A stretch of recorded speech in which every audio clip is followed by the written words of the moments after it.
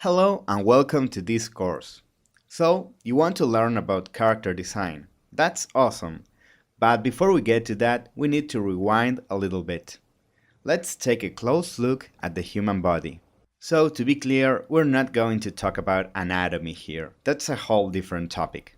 What we're going to discuss are body masses. In other words, we're going to separate the human body into basic shapes.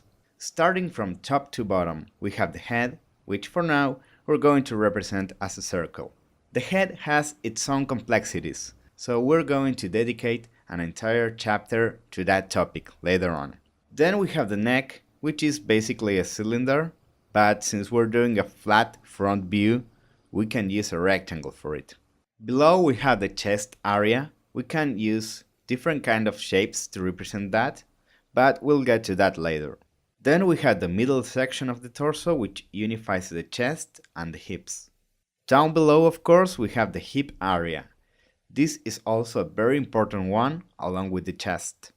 And then we have the legs, the arms, the hands, and the feet. And that's all. So what you're seeing now is a realistic take on the human body. The proportions are quite realistic now, but also a little boring.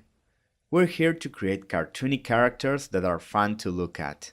So, we're going to exaggerate these body masses to create some visual interest. But before we do that, I'll show you some interesting aspects about the head on the next video.